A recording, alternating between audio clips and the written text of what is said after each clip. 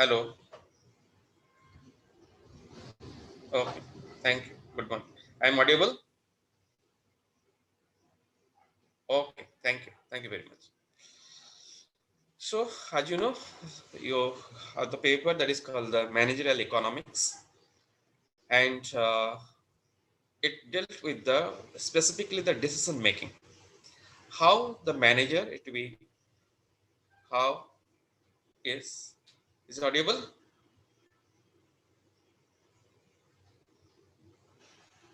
Yes. Sir. Okay. Then. Thank you. Now, our target is to be to study the term what is called the Managerial Economics. And in this particular terms, we have to start with the term what is called as the economic decision to be takes place. I mean, in which way the business persons take the decision in order to determine its optimum goal. So for that reason, we have to study the term what is called the managerial economics.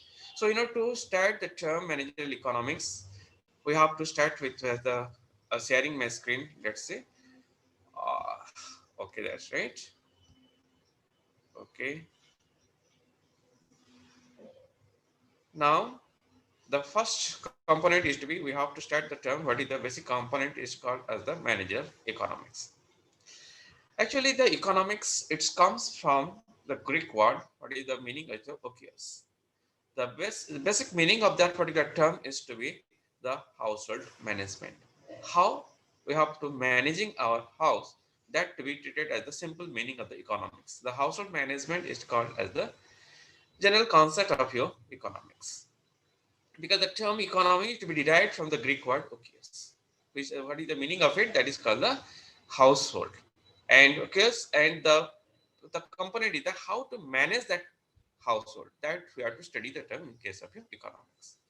As we know, the human wants are unlimited, because if you let's say the general person to be that if you desire certain things, if your desire to be fulfilled, then after few moments another desire take its place. That means wants are unlimited. If one want is to be satisfied, then another one take its replace, right? But in order to fulfill those unlimited wants, we have limited resources. So that means we have the very limited amount of the resources in order to fulfill our wants, right? That's called the scarce resources. Resources means either it will be the time, or it will be the fund, or it will be anything to be that.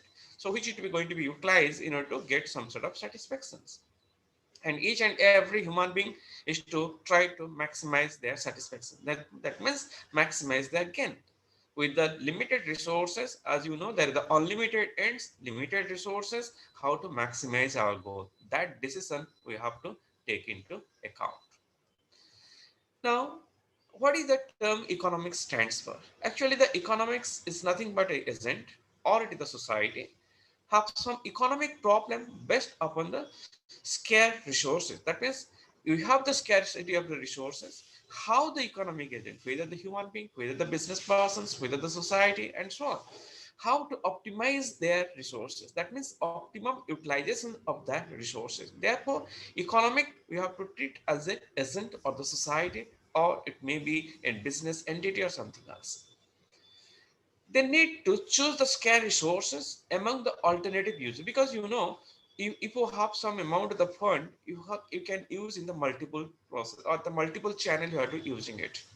Let's say you have for example, if you have let's for that is you have 500 rupees, then you try to consume some sort of snack, and there are different alternative snacks are available in a particular shop you enter into, and which particular snacks you have to purchase, try to purchase, that you have to decide on the basis of what on the basis of the available resources and the price of the product, as well as how to maximize your goal, that is your maximization satisfactions.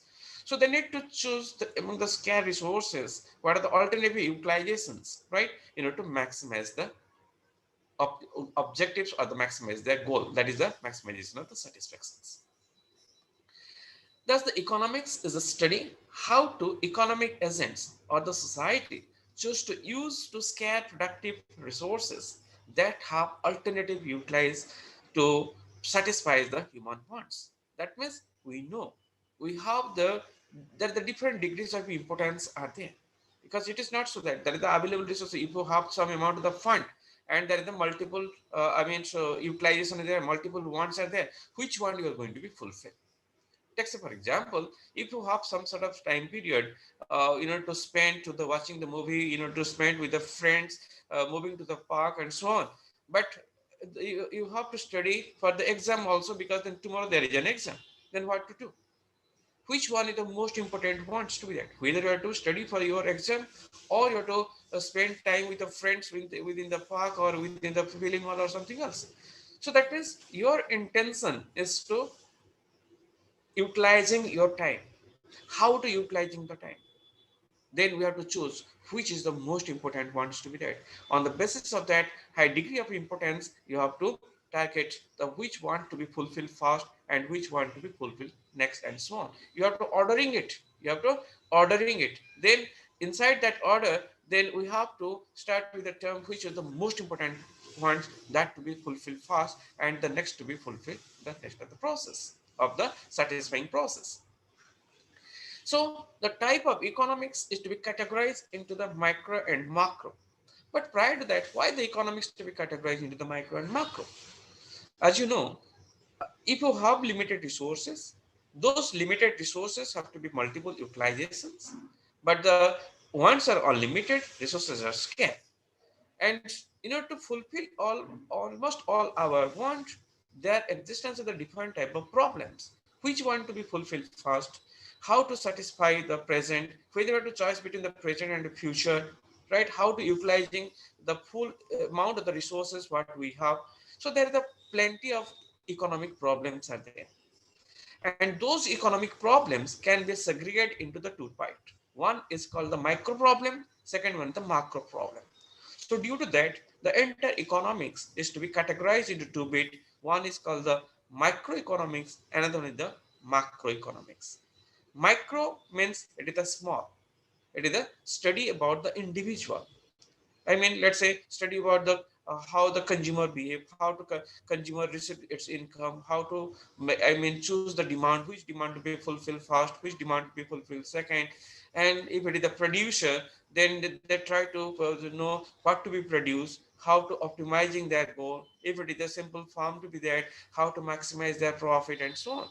That means in case of your micro problem, microeconomics, at the macro problem, we have to deal with the term what is called as the that is the basic meaning of the individual concept. That individual means we have to study about the simple things. That means simple means individual with the individual income, individual consumptions, individual saving, and so on. We have to start with the using their heads. Just a minute. Chat টা কেন দেখি না? How to pick chat chat box. Where is the chat box to be there? Chat box? क्या कर दी अरे ये phone कर दिया No, no, no. Sharing phone कर दी No, no. Someone need to be they raise their hand to be that. Yes. Yes, ask to unmute. Is the raise someone need to raise their hands? ये क्या How to unmute them? Unmute. Yes. Any problem to be there? Just a minute. Just a minute. Just a minute. Uh, join the audio. Join audio website. Okay. It's not audible actually. It's not audible. I think so. Is audible? Am I audible? Am I audible right now? Yes, it is audible. Majority have to be written as audible. Okay. Thank you. Thank you very much. Thank you. Thank you very much. Yes, please. I have to start with sharing the slide once again. Okay, that's right. So, just yes, I'm here. So here we have to know the term that entire economics to be categorized into two bit. One is called the micro problem, and second one the macro problem to that. Micro means a study about the individual. Macro means it is the study about the aggregations concept. Aggregation in the sense, let's say in case of microeconomics, we start with the term how an individual receiving his income. That means individual's person's income we have to state. If you take into account the consumptions, how individual consumer consumes, how individual spends, how individuals save. So that is a micro problem. But if we deal with the macro, in that case, the entire nation's income, entire nation's consumptions, entire nation's saving, that means aggregations of all the individual reside inside a country. So that is your macro problem. So while you study about the macro means it is the aggregations concepts. For example, you have to discuss about the national income, what is the foreign trade policies, what is the economic GDP to be that, NDP to be that, how to practice, I mean, increase your foreign direct investment or the public distribution system and so on. So those things we have to considering as the macro problems are there. So there existence of the two type of economics are there. One is called the microeconomics, and second one is called the macroeconomics. In micro, we study about the individual, whereas in case of the macro, we study about the aggregations concept to be that. Now, after that, we have because our target is to be the managerial economics. So it consists of the two things. One is called the managerial component, and second is the economics. As you know, economics to be treated is to be the agents with that how the agents are to be the maximizing their goal. Okay, so, but how to understand the concept what is called the managerial economics? Actually, the managerial economics is the microeconomics applied to the decisions to made by the business manager. How a business manager obtain or utilizing its decisions in order to fulfill its objectives or its goal. As you know, each and every business manager try to optimizing their goal. Optimizing in the sense the maximization of their profit, minimization of the losses, maximization of utilization of space, maximization of utilization of available resources, and so on. So that means optimize its goal. Optimization means either it is the minimize or it is the maximize concept with that. Okay. And here, the concept of the managerial economics means here we will deal with the microeconomics and it to be applied with the decision making of a business manager. Then who comes to be treated as a manager? Manager to be treated as the persons who direct the resources to achieve the state of the goal. That means the stated goal in the sense it is the maximize their satisfaction, maximize their profit and something else, right? So that means the manager is a person who direct the resources to achieve a stated goal. Stated goal, as I already defined the term stated goal, either it is the profit or the maximize the profit or minimization losses, maximum utilization of resources, etc.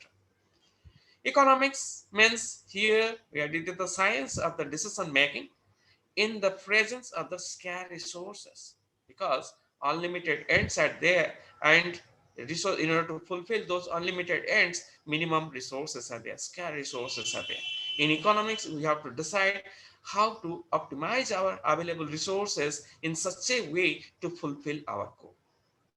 And therefore, when we're adding both the terms, the managerial economics, we can defining it as like this: a study how to direct the scarce resources in the way that the most effectively achieve the managerial goal. Because the business person try to maximize it is their goal. And how this particular management economics actually this tells us and to provide the how to utilizing our scarce resources in such a manner we have to utilizing those scarce resources in order to fulfill our goal. Our goal is to be the that is the either the profit to be maximized or maximization of satisfactions or minimization of losses and so on. These are the different type of goals of the persons or the business entity. Next, the managerial economics. It is the science of the directing the scarce resources to manage the more effectively. How effectively you have to managing our scarce resources in such a manner you utilize in order to achieving our goal. Then what? Now the question to be arises: what are the resources to be there? The resources, it may be the human resource, it may be the physical resources are there, it may be the financial resources are there, right? Those are the resources are there, etc. We can take it account. We can take it the financial means inside the term all the component with that. You take into account the capital also with that. It is not only the money, but the capital also we utilizing other resources, human resources, manpower to be that. And here both skill and unskilled persons are there. Physical resources we have to considering it. Then the management. What to manage here? The business persons what managing the terms. The managing means here the management of your customers, management of the suppliers, management of the competitors, management of your take into account the internal organizations are there. That means inside the farm, inside the production center or something else. We are to managing it. That means suppose take for example, suppose you are the producer, you try to how to use your resources. I mean, how much labor to utilize, how much raw material that you have to take into account in order to produce certain amount of the product. Suppose you have certain space it to be utilized for the inventory, and what sort of thing to be put inside the inventory. That also is the decision to be taken by the management. Then which were to be the fast moving product to be that which will I mean slow moving product. On the basis of that you can managing your inventory also. You can manage your inventory on the basis of the ABC analysis. You can managing with the FAD analysis or with the XYZ. That's the different type of analysis of your inventory. Similarly, the organizations. Here the organizations mean it is the non-profit organization we take into account. It may be the profitable organization like any sort of business entity that. It may be taken into the household persons or the individual persons, because managerial economics majority component it will be covered the microeconomics. And the less amount of the term the macroeconomics we have to cover it. Right. Now, here is the perfect, I mean, so the structure of the managerial economics decision making problems. Actually, the entire managerial economics it will be categorized into the two part. One is called the theory and then the decision science. Theories, those who know the term what is microeconomics, macroeconomics, all the microeconomics theory and macroeconomics theory also holds good. Microeconomics theory means the consumer behavior. It can be study about the cardinal measurement of utility, that is called the marginal utility analysis, or ordinal measurement of utility, that is called the indifference curve analysis, or the revealed preference theory, that is the consumer behavior. We have to study the consumer behavior.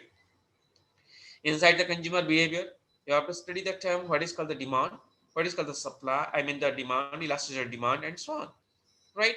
And in macro, and the next topic to be the productions theory, certain productions, London productions, cost theories are there, both short as the London market. We have to study about the market. Different type of markets are there. It may be the profit competitions. It may be let take into account the imperfect competitions, monopoly is there, monopoly is there, oligopolistic competitions are there. How the pricing to be takes place in the different type of market structure, we have to study in that particular part. Similarly, the distribution channel, how to distributing the entire income, how to be distributing the different factors of productions, which will be utilized in the productions process. Like we use the term land, labor, capital, and organizations in the productions process. And how to remunerating it. The remunerations can be takes place in terms of your rent, wage, interest, and profit. Right. So those part is the microeconomics. Whereas in case of the macroeconomics, here it may be study about the national income. It may be study about the business cycle, inflations, deflations, national income accounting, right? And you can take into the monetary policies, fiscal policies, and so on. Similarly, in case if your second part of your managerial economics is the decision science. In decision science, actually it consists of the both econometrics as well as the mathematical economics. In econometrics, that is the models we have to utilizing, whether the demand model will be that, whether demand estimations, demand forecasting, the productions model to be that, distributions model may be there. In case of a mathematical economics, we can study the term like your statistics. We have to study the basic component of the statistics like regressions, like correlations, for the purpose of the forecasting, time series analysis, again for the purpose of the forecasting, right? And the mathematics, simple mathematics means the simple component of the derivatives and so on. Calculus, simple calculus that. So those part also be inserted inside the managerial decisions making. So the both the terms, when we add both the theory as well as the practice, that is the theory and the decision science, those to come to the managerial economics. Right. So the managerial decisions problem consists of two. One is the theory part, second is the decision science. When you clubbing both the term, then it is called the managerial economics. So it is the application of economic theory and the decision science tools to solve the managerial decision economic problem.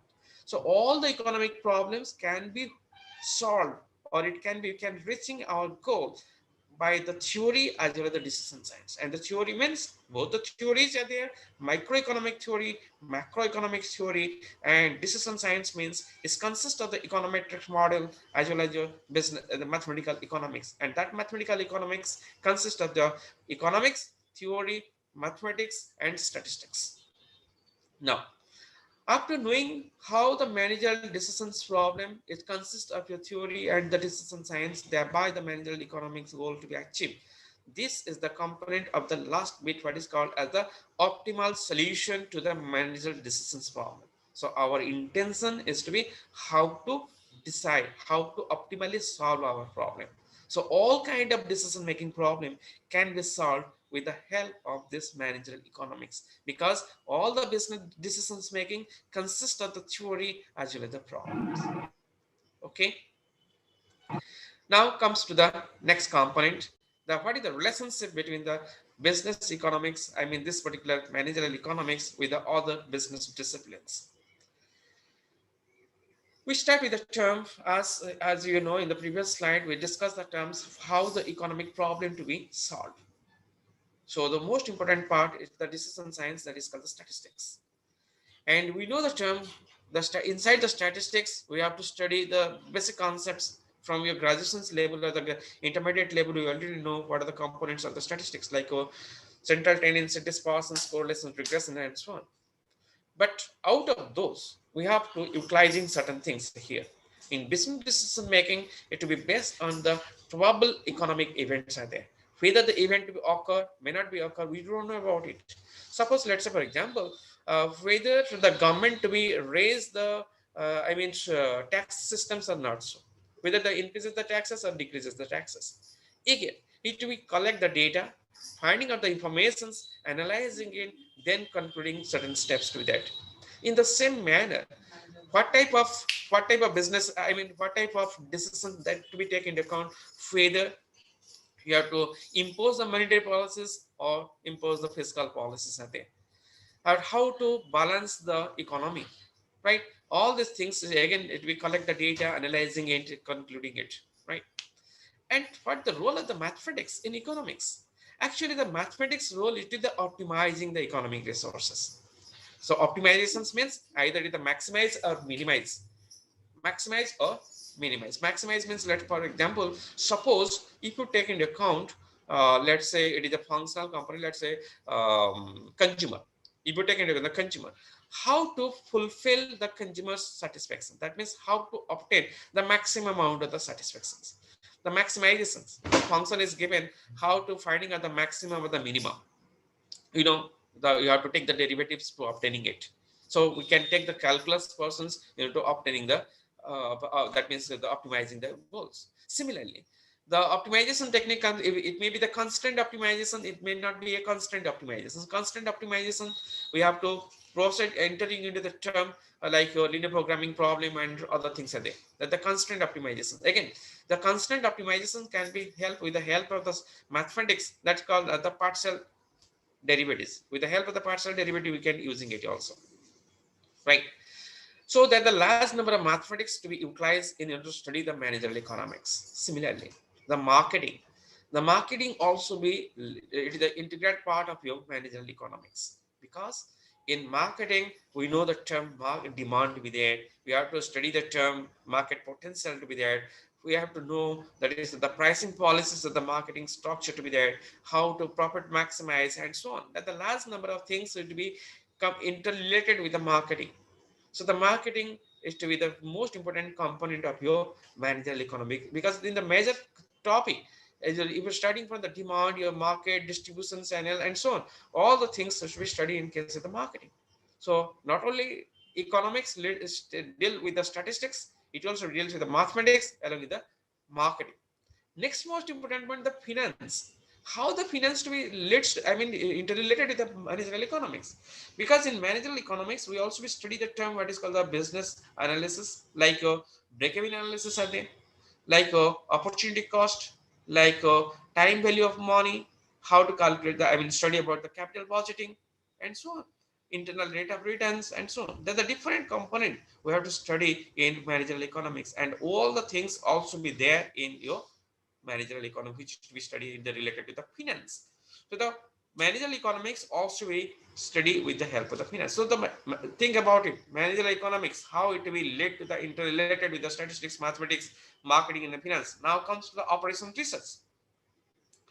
Actually, in economic decision making, that is the business decision makings, optimization of goal, that optimizations can be takes place with the help of your all the component of your linear, that is called the operations research.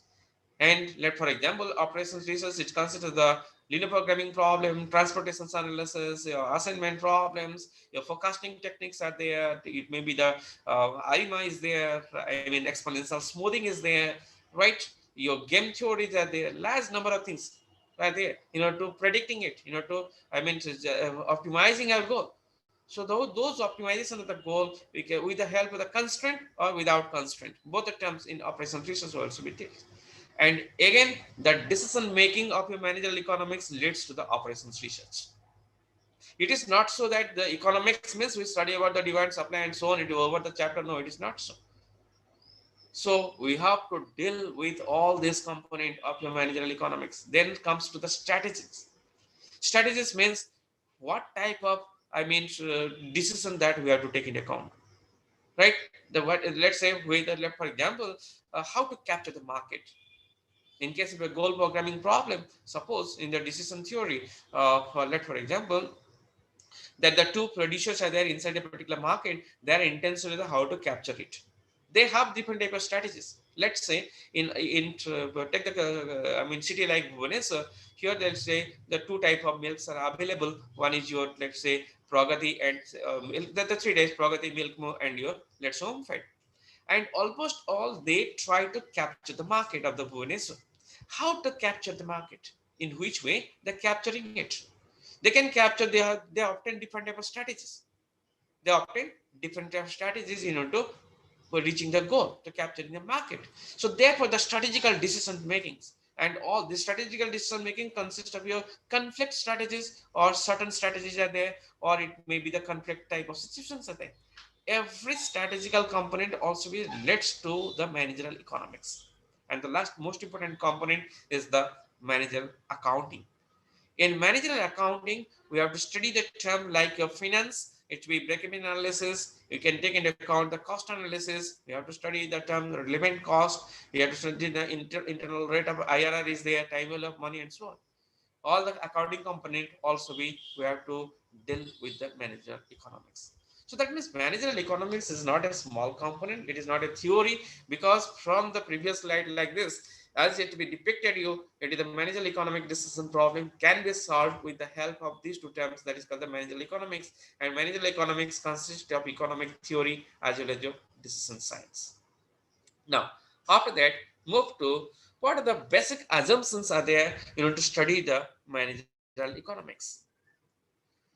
Now, in case of your managerial economics, we have to take the two most important assumptions. One is called as the other things to be remains constant, that is called the ceteris paribus. Ceteris paribus means other things to be remains constant. Means, let for example, your demand is a function of its price. It may be depending upon the income, taste, preferences of the consumers, then price of the related commodities, and so on. But while we explain the law of demand, we can say that when price increases, demand fall, provided that other things being constant. Now, what are the other things to be here? And here the income, taste, preferences, and all the price of the related commodities, whether the price of substitute or complement, all things to be remains constant. So that the component stands for the ceteris paribus. So ceteris paribus means other thing remains constant. We have to take the assumptions, other thing being same or equal or it be constant, when price increase, demand fall, and so on. Similarly, you can take into account the productions, and you can take into the supply, you can take into the market situation. Everywhere we have to apply the term ceteris paribus. Next most important concept is the rationality.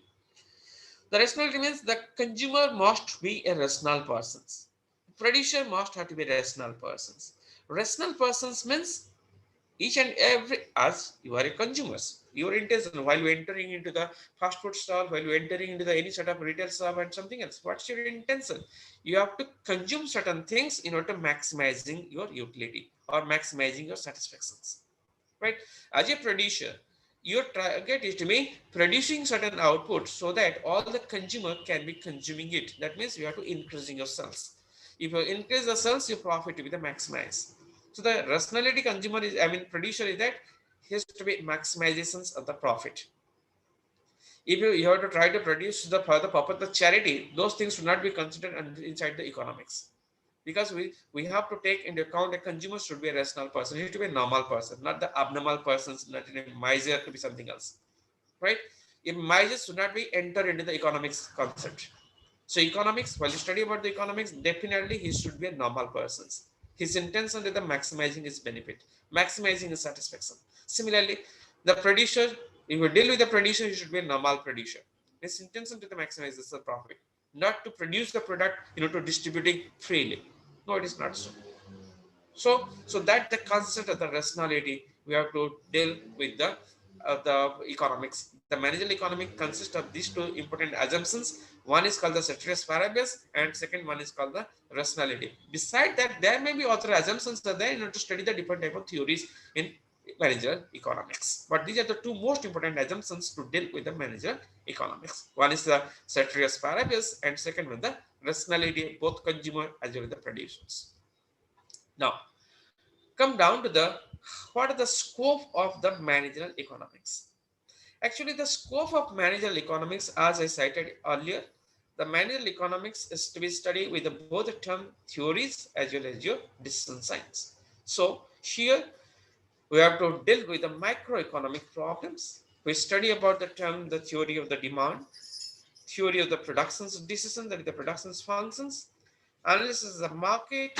Inside that market, we have to study the term both perfect competitions, imperfect competitions, monopoly, monopolistic competitions, monospony, bilateral monopoly, and so on. In the profit management, here we have to study about the term break-even analysis, right?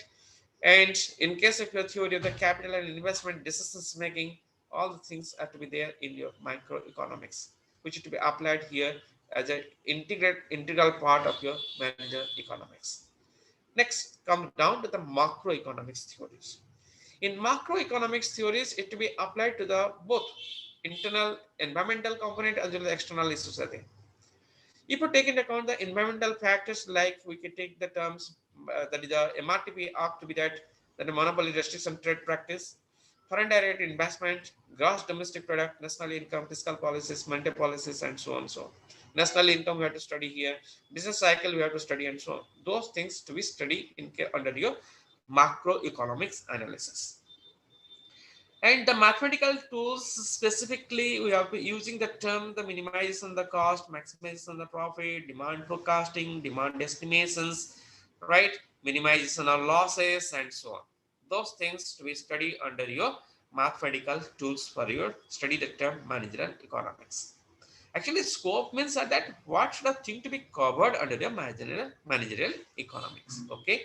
Then what are the things that they are statistical tool to be utilizing here? The statistical tools, basically we have to use the term regression analysis and time series analysis. Other things are there, but we have to mainly we have to use what is regression analysis and what is the time series analysis. That specifically it to be utilizes for the purpose of your demand forecasting, right? And the demand estimations also there.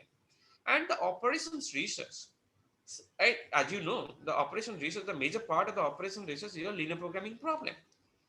But we should not be deal the, I mean, study the manager, like it is there, but it is not so in our curriculum, it is not so in our syllabus, so we should not be entered into that part. But the point is the game theory is there. So game theory comes with the market scenarios like your oligopolistic market structure. While you study about the oligopolistic market structure, in that case we have to study the term what is called the game theory. Then next concept with the management and accounting is the management theory and the accounting theory. Specifically, it is while you study the term what is called the break-even analysis. During that time period, we have to study the term what is the managerial economics to that, right? In managerial economics, specifically accounting component to be utilized for the purpose to study the break-even analysis. Okay. Now, after knowing the scope of the economics, managerial economics, definitions of managerial economics, how the managerial economics is related to the other business sectors, now and the main part, the assumptions of the managerial economics. Now move to what the things to be that. So, economics analysis, it depends on it. That means it what it represents. It presents us with a roadmap. It presents us the roadmap. It guides us to the that means here the destinations, but does not carry us to there because it is a tool. Remember, it is a tool. It is a tool that helps us what to do, what not to do. It does not tell us, yes, you are after judging the things, yes, the analysis to be that, and automatically you have to obtain our goal. No, it is not so. It provides you the theory, it provides the different type of tools. You have to be utilizing those tools and where to be utilized, which particular tools you have to remember, and that moves to your, I mean, ultimate goal to be that.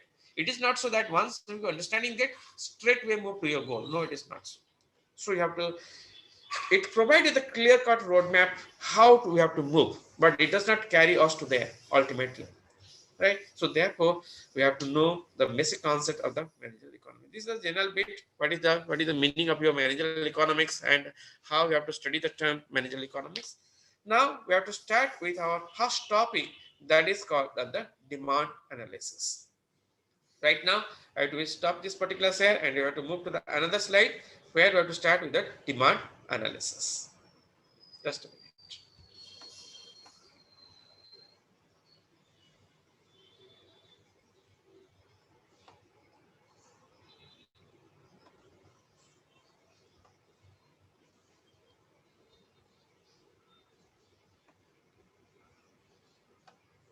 Because while you start the term demand analysis, we know what is the basic meaning of your demand, and inside that we have to study the term, what are the different type of demands are there.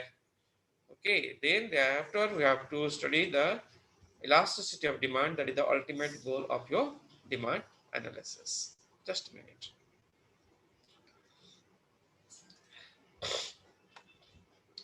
Just a minute, I have to be sharing the slide to be that.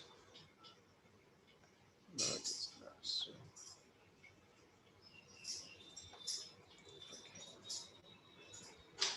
oh, so we have to sharing these things.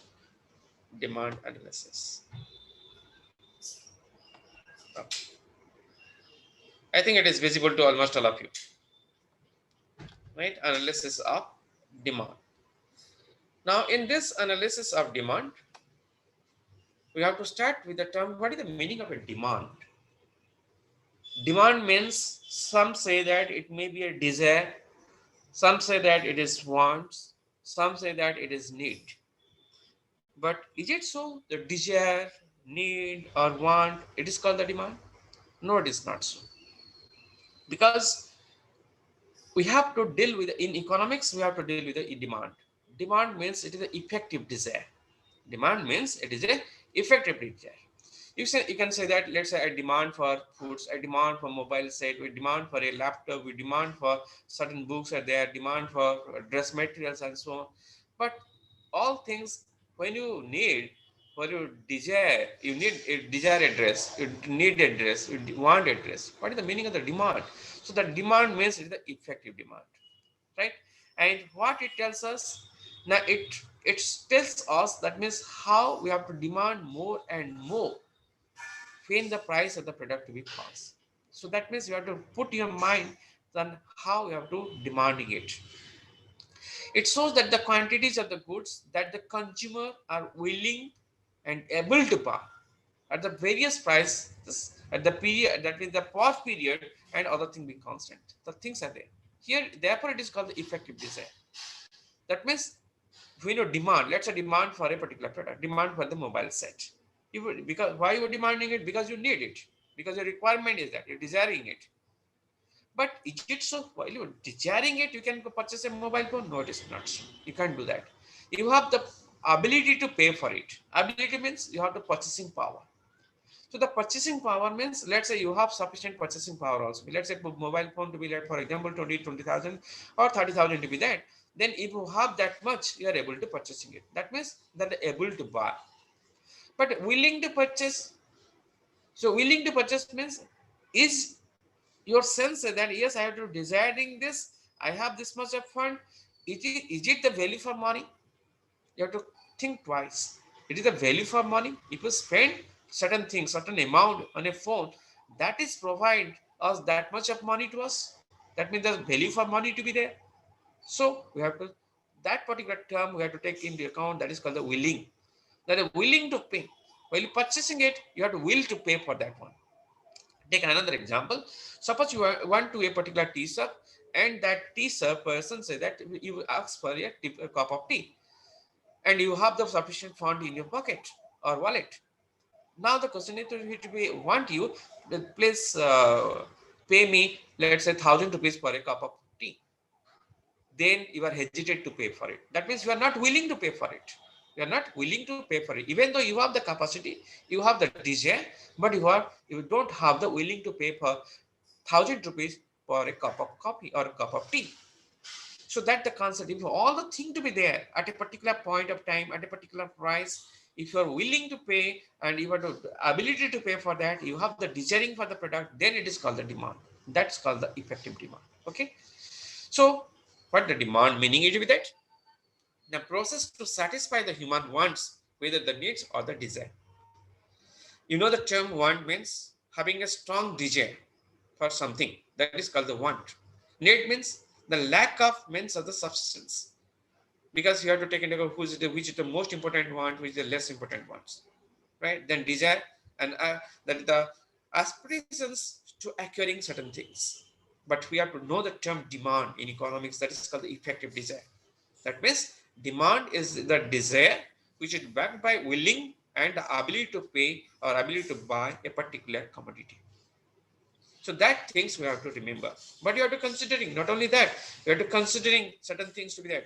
The time period at a specific time, at a specific price of the commodity or amount of the commodity that you have to purchasing it. So how much amount of the commodity you have to purchase? What is the price of the commodity? At what time you have to purchasing it? Those things also be considered while we explain the term what is called as the demand. So demand means it is the effective desire which is to be considering as the willing to backed by willing to pay and ability to pay for it at a specific price, at a specific time, at a specific amount. Now, what are the different types of demand we may come across? There may be the direct demand, there may be the indirect demand. When a demand is to be direct, when a commodity satisfy customers directly, that is called the direct demand. Suppose you want a cup of tea that satisfy your, that means when you're consuming a cup of tea that directly satisfy your wants. That's called the direct demand. But indirectly, what is the indirect demand? Suppose you have to demand a cup of tea. Indirectly, you demand some of amount of milk, some amount of tea, some amount of your sugar, and so on. So that means indirectly you demand that sort of things because it is not so your direct demand is to a cup of tea. But you know, to preparing a cup of tea, we require some milk, we require some sort of tea, we require some sort of sugar, and so on. So that means you are indirectly demanding those parts. Therefore, it is called the indirect demand. So direct demand and indirect demand. So direct demand is called the autonomous demand. Indirect demand is called the derived demand. Let for another example. So the demand for a particular product. Let for example demand for a PC, personal computer. That is called the direct demand. You have to purchasing a computer directly and you have to install in our home and you're using it. That fulfill our requirement. That is called the direct demand. That is autonomous demand. But what is not derived demand?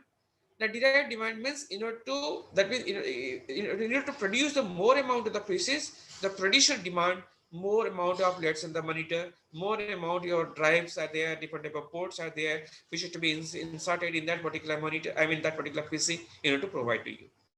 So that means indirectly we demand those sort of things also. Demand for mouse, demand for that is the keyboard and so on. So those are called indirectly demanded. So direct demand, indirect demand. That is called the autonomous demand and it is called the derived demand. Then the short-term demand and the long-term demand. Very simple things are there. Short-term means the depending on the time period. Because short time period demand, that means the short-term demand, it refers to the demand for the goods over a period, a short period of time. But if you want to study it over a long period of time, it's called the long period demand. Right? Over a period of time. That's called the long period of demand. Then comes down to the individual demand and the market demand. Suppose a particular person demands certain things. In order to purchase it, you have to enter into a market. But inside the market, there are the large number of consumers are there. You are not the sole consumer. So while you deal with the individual consumer, its demand, that's called the individual demand. When we deal with the aggregation of all the consumer inside the market, that's called the market demand. Individually demand, market demand. Suppose you want to enter into a particular food stall, or let's say food stall, you have to demand for samosa. That is your individual demand. You have to ask for the 4 units of samosas are there. That's for the individual demand. But in a particular period of time, there are the, let's say, 40 to 50 consumers are there. They demanded different amount of the samosa according to the requirement. Then it is called the aggregation of that, that's called the market demand. So individual demand, market demand. Joint demand and composite demand. Joint demand means certain demand are the jointly demanded. Jointly demanded, for example, suppose take into account, let's say a cup of tea. You know, to preparing a cup of tea, we require sugar, we require milk, we require let's say tea and so on. So that means all things that they're putting together to fulfill our certain amount. That means jointly those things to be taken into account. That means, like for example, to move a car, we require some sort of fuel. So the fuel and car, they are to be what? They are to be jointly demanded, right? So that's called the joint demand. Composite demand means when a particular product or the particular commodity demanded, having multiple utilizations. Let for example iron, let for example coal, let's say milk, let's say petrol, diesel, etc. So those have the multiple utilizations. When a particular product has the multiple utilization, then it is called as the composite demand. Joint demand means jointly demanded. Composite demand means here multiple utilizations of a particular commodity. Then comes to the recurring and replacement demand. Recurring demand means the recurring demand of a goods which are to be consumed at the short period interval. That means it is not so that you are consuming the food continuously. You have to consume it short period. Right now you are consuming it. After a certain period, you have to consume the foods. That is called the recurring demand. Right? That means you are replacing it. Then there are the certain goods, so let's say durable commodities are there. It will be purchased for the use for the long period. It is not so using the whole time. Let's say you have to purchase a television set. It is not so you have to installing in your room and continuously watching till your death. No, it is not so. So we have to, that means using it certain time period, then once again after that you have to once again using it. Right? Whether it is the food, if you take into the food, it's called the recurring, and the replacement demand will be that, and the durable commodities also be like that. Then come down to the next bit, what is called the complementary demand and competing demand. Complementary demand means jointly demanded. Competing demand means substitute type of demand. Let's say the complementary joint demand, as I already told you, that is the car, petrol, you can take into account software and hardware in running a PC or something else, or running a mobile set and something else, both hardware and software to be required, that will be jointly demanded, that will complement to each other, right? Competing means certain goods are there that will compete to each other. Let for example, you have to move a particular stuff, you have to demand for, let's say, thumbs up, but if it's not available, then you can take its substitute, either in the limca or it will be, let's say, sprite or something else. So they have to be substitute to each other. Suppose you are to using a particular mobile phone with the service provider the Geo, or the another service provider the Airtel, another service provider the BSNL and so on, Vodafone and so on. They are to be compete to each other. They are to be compete to each other. That is called the competing demand. Or it is that the both all the products, which are the products that to be substitute in nature, they have to be competing demand. And complementary demand means jointly demanded. Then demand for the consumer's goods and the capital goods. As you know, when the consumer fulfill their goals for the certain time period, that's called the consumer goods. Like you're using a pen, using your mobile phone, using your, let's say, laptop, all the things are the personal consumption, that's called the consumer demand. Or that the consumer goods are there. Capital goods means, let's say, same personal PC, or let's say the monitor, something else, what you're utilizing. If you use those things for the job purpose, okay, job typing or something else, then it provide you certain return amount of fund. Then in that case it is called the capital goods. So capital goods means where there is some amount of the returns are there, financial returns are there, then it's called the capital goods. When it is there is no such return in the individual consumption, that is called the consumer goods. Let's say another example. Suppose you have to purchase a car for your own purpose, for your moving, so that is your consumer goods. But that car to be treated as a capital goods if it is using for the travel purpose. That's because while using in the travel, it provides you some amount of the return. That's called the capital goods, right? Consumer goods and capital goods. Now come to the perishable goods and durable goods. Perishable goods means like fruits and so on, which it to be used only once. Once you consume that, it lost its utility. Once you consume, it lost its utility. That's called the perishable goods. Like for example, if you move to a food stall and ask for some amount of the apple, now you have to try to taste the apple. You take a one bite of it and no, the taste is not okay, then place it there. No, is it possible? Never it will be possible, because once you take a bite of it, then it lost its utility. No one can going to be consuming that particular product, right? That is called the perishable goods. Durable goods means which is to be used over the period of time, like a television set, like a computer, like a car, vehicles, and something else. So all things are to be treated as the durable commodities, right? Now, after knowing the that is a different type of demand, we have to move to the another most important concept before we move to the term what is called the law of demand. What are the factors that affect the demand for a commodity? In order to demanding a particular commodity, it depends upon the price of the product. It depends upon the income of the consumers, because ultimately, if you have some amount of income, you are able to consuming it. Otherwise, you can't consuming it. But before consumption, you have to know what the price of the commodity to be there. And price of related commodities, price of its substitute or complementary. Already I told you what is meaning of the substitute and complementary. Complementary means which cannot be think about without others. That means we can't think a cup of tea without sugar or tea, right? So that means both the things to be required simultaneously. That is called the complement to each other. And substitute means which can be placed with others. If it's not available, then you can take the another point, another product instead of that. That is called the substitute type of product. So we have to know while purchasing a product, we have to know what is the price of its related products or the related goods. Similarly, the demand for a commodity, it also be depending upon the fashions of the product, whether it is in the fashion in the real life or not so, in the market recently in the fashion or not so, or it is out of date. So that we have to know before we demanding a particular product, whether it will be taste is better or not so, whether the test for test in the both the sense, whether consuming it while you using that particular product, it provided the feel good activities, the feel good things, or when you consuming a things, then it also will, let's say in the case of the foods consumption means we have to eating it, but when the dress consumption means wearing it. So that the terms test with two types are there. Test means whether you have to consume, you can get some sort of satisfaction. That is some tests are there. When you're wearing a dress, that also will provide some sort of test whether to be feel good or something else, right? So that test is that. Preferences of the consumers, right? Whether the consumer to be prefer that particular product or not, so that also we have to take into account. Okay. Then the number of consumers in order to consuming a product. So that is the another most important things. The how many consumers are there. Recently, you can come across a particular advertisement in the television set of your, let's say, phone pay.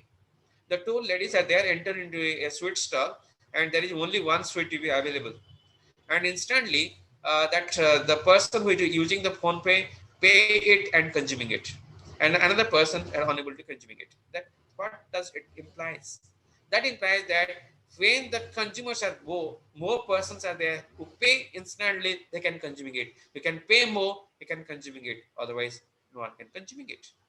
So that means if the number of consumers to be more, then definitely the price of the product may be treated as scare, and scare means the price maybe goes up. Similarly, the future expectation of a change in price of a product. We do not know what happened in the near future, right? Suppose suddenly the government decided that the tomorrow morning, tomorrow midnight, right? Tomorrow midnight, the price of the petrol to be increases by 10 rupees. Then what you people have to do? You have to rush to the petrol pump to fill your vehicles, take the additional fuel and so on. The huge amount of rush in front of your petrol pump, right? Why did it takes place? Because we know that in the near future the price of the product increases, therefore we demand more and more amount of it. That is called the future expectation of the change in price of the product. Then seasonal products. If the product in the season, then the price is to be less. If it is off season, then price is to be more. Right now, it is a mango season. The mangoes are available plentifully. Therefore, the price of the mango is to be very negligible. It is to be cheap. But after a few days, if you demand the mango in period of your January or February, then the price of those mangoes to be higher. Even though it is not available, if you store it in the storage, I mean cold storage, even though it will be available at the high price to be that. That's the seasonal product. The role of the seasonal product or the seasonal goods also be put some impact upon the demand for a particular commodity. Credit facilities. If the products are available with the cheap credit facilities, that means when you're purchasing a product, you are unable to pay the entire amount. If the credit facilities are available, then demand is more. If there is no credit facilities available, then the demand is less. Right? So it is very simple things. If the credit facilities are more, demand is more, and vice versa. Advertisement of a product. People's always imitating it. People always imitate the those who are to be there in the lead. I mean the what that is called as the I mean let for example, suppose some say that you are using, let's say Amitabh Bachchan and another person to be using the term detergent powder, what is called the what that advertisement, and forget it, wheel, right? So wheel is the better detergent powder. As celebrities say that the wheel is the better detergent powder, we imitating it. As he is to be using it, I have to be using it. That means the advertising role also plays an important role to producing, purchasing a particular product. So the advertisement also will put some impact upon the demand for a particular product. Similarly, take the demonstration effect. Who demonstrate what is the benefit of this particular let's say for what the particular use of a particular product. Then we are interested. Yes, this product may be the better. Take the certain examples of the cleaning departments are there. Some say that this is the better cleaning in your toilet or something else. Another person say no, this is the better, another better one, demonstrating it in front of you. Then you can say that, yes, this is the better product, so we have to consuming it. So that demonstration effect is there. And another things are the neighborhood effect also. The neighborhood effect means that suppose your neighbor purchasing certain things, you are imitating, yes, I have to be purchasing that particular product. Because you don't have that one, then you have to feel no, it is not feel good for me at any cost. I have to be purchasing that particular product. It should be there inside in our resident. So that is another bit at the demand for a commodity. Now the distribution part of the national income. This is the another biggest factor to study the term what is called the demand.